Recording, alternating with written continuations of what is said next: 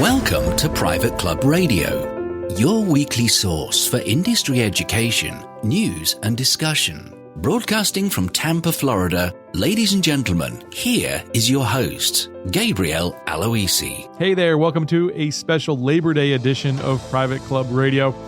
Got a little bit of a different show for you today. We're going to be just taking a look at some industry highlights, some news and some information that comes across my desk. I get all sorts of emails from the best companies in the industry. I read a lot of the publications that the industry puts out, and just wanted to share some interesting facts and figures and news and happenings. And I thought, what a better day to do it than Labor Day, just relax a little bit and take a little different approach. So hopefully you enjoy what's coming ahead here. We're going to go ahead and kick things off with a bang here. And if you don't know the McMahon Group, they put out some amazing data. They do a lot of surveys of clubs around the country, and the facts and figures that they provide is a great source of information. So if you haven't subscribed to the McMahon Group's newsletter, I highly recommend it. So there's actually two pieces that I've seen recently that they've put out that I thought we would talk about. The first one was a recent survey they took of boards across the industry, just finding out some facts and figures that pertain to private club boards.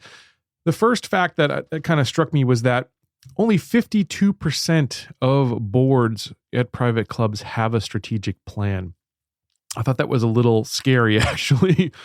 If your club's not working with a strategic plan, it's absolutely time to do that. We've had a number of guests on this show talk about the importance of having a strategic plan and really the duty of the board to set that plan and not really handle the day-to-day activities, to leave that up to the club management and the other committees, but to really think about the strategic long-term vision of the club.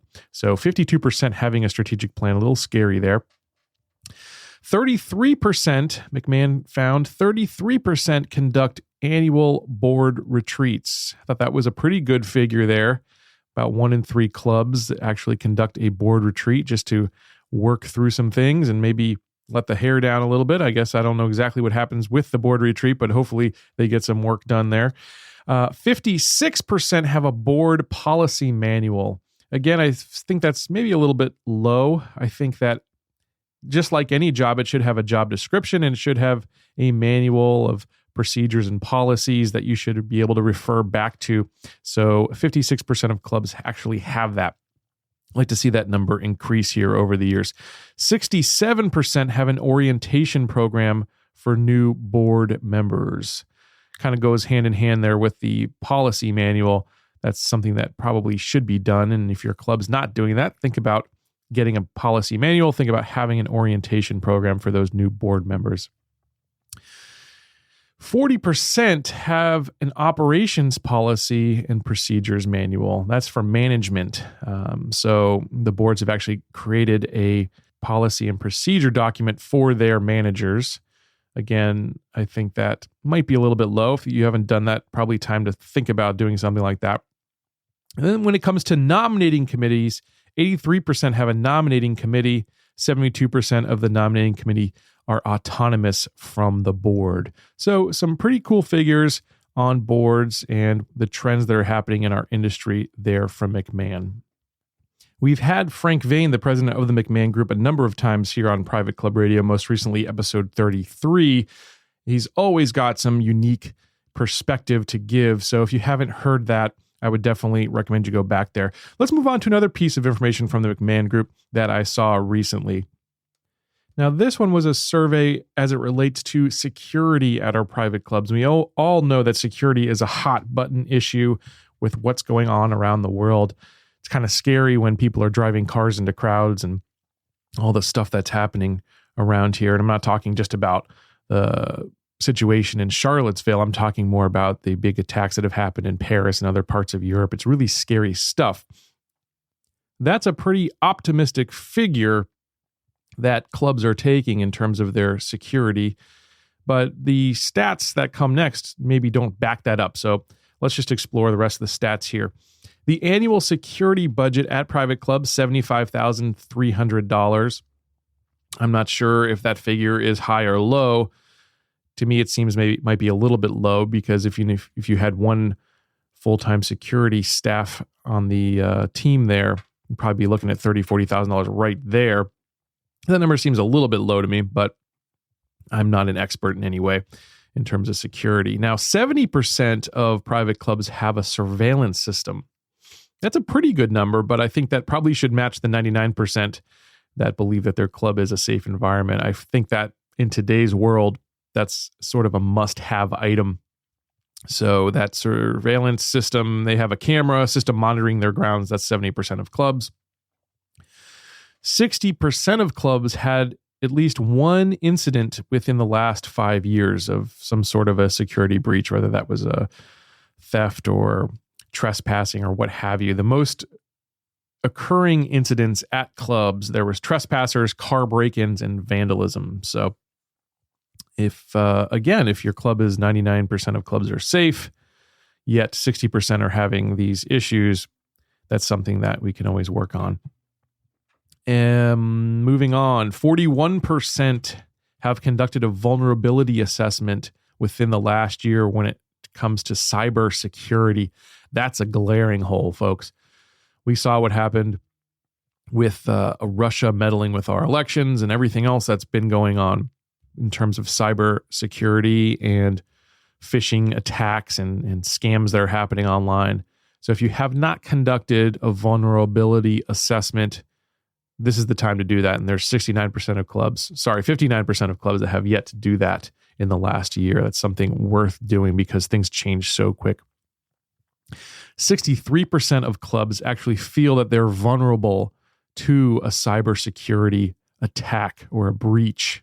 And again, there's so much data inside of a private club when it comes to people's social security numbers, their addresses, their email addresses, their phone numbers, and lots of other private information, probably credit cards and all sorts of stuff that are on file, that this is a glaring hole in the industry that probably needs to be addressed sooner than later. And in fact, definitely needs to be addressed sooner than later because it's a new world we're living in. And this is where the attacks are coming from, the major attacks. We saw what happened to Target a couple years back where all their customer data was stolen and people's credit cards were used and everything else. And this is something that you really can't sweep under the rug. It's something that I think every club should address right away. Some great data there from McMahon as always. All right, we're going to move on to our next piece of news. I got some data from Henry Delosier, who I had just had the opportunity to spend a few days with out at the Riviera when Don Emery, the general manager out there, invited a few guests for the U.S. Amateur Preview. And Henry knew that I was giving a couple presentations about millennials. I just gave one last week to the National Club Association, as most listeners know. The next one, and actually the last one I'll be giving probably ever, is going to be at the CMAA Great Lakes Regional Conference happening in October at the Duquesne Club. And Henry was kind enough to send me some data that the Global Golf Advisors have put together. They did a report very recently on millennials. One fact that really stood out in particular that I wanted to address was that 41% of millennial golfers would rather prefer to pay more annually rather than an entrance fee to join a private club. And of those that would pay an entrance fee, the average tolerance was $6,500. That's a very interesting statistic if you think about it. I think the national average, don't quote me on this, but a national average is approximately $25,000 as the initiation fee. And as we all know, the initiation fee is really what should drive your capital expenditures and your long-range capital needs for the club. So if millennials, these generations that we need to come into our clubs in order for our clubs to stay sustainable, don't want to actually pay an initiation fee, that's something that needs to be addressed. And we're going to have to get some creative solutions together in order to address that, because that's a glaring hole. Now, the next stat there that they list is highest tolerance for dues came from the 36 to 40 age group. That's just slightly into Generation X there, by the way. That was $4,731 annually. So that's a long way from the $25,000 of initiation fee on average that clubs take in. And that is a glaring hole, folks. We've got to fix that problem. The way that I see to fix the problem is really to show the value, the incredible value that comes along with those initiation fees. And one way to do that is to have some capital improvements that are planned and to show those, to take people out of the pain of the present of, ouch, I've got to put up $10,000, $25,000, $50,000 to join this club or more. Take them out of that pain of the present and put them into the pleasure of the future of what's coming down the road for your club. And you've got to have a plan. You've got to have that strategic plan and a master plan in order to do that. So that's really the first step. And it's interesting how all these numbers start to tie together, all these facts and figures that we see from day to day come across. Pretty cool stuff there. Thanks again to Henry Delosier. There's plenty more in that report for millennials. So if you get a chance to dig that one up, well worth the read. We're going to move on to some news now from the National Club Association. Again, just a wonderful resource. Of course, a sponsor of this radio show. They do so much for the club industry.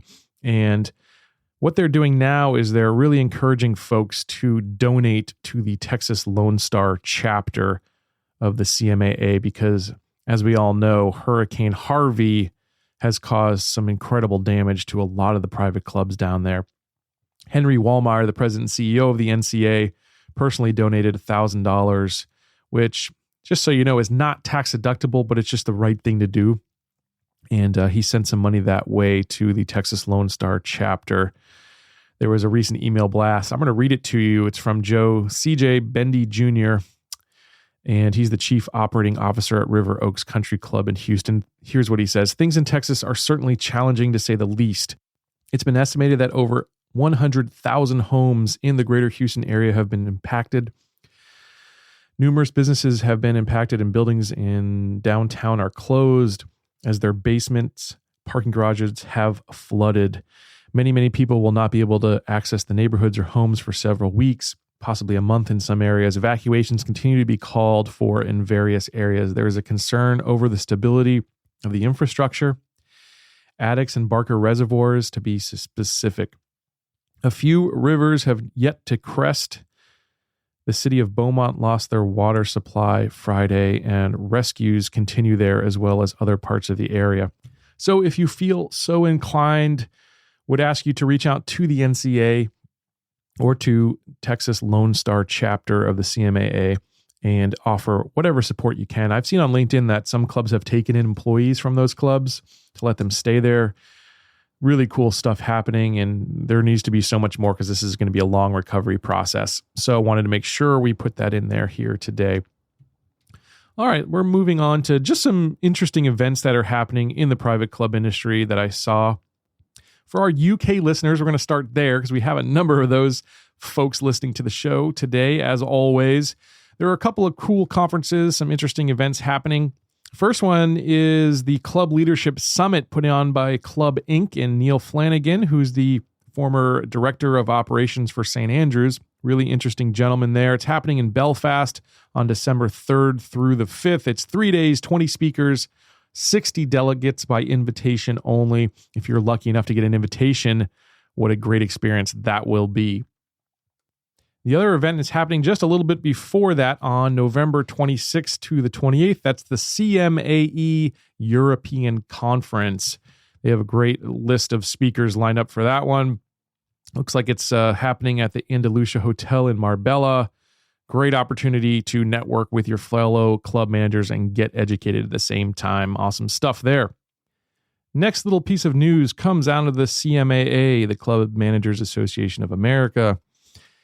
They're announcing a new student chapter at East Carolina University. The charter was granted at their summer board meeting. So congratulations to the CMAA and East Carolina University for their new student chapter.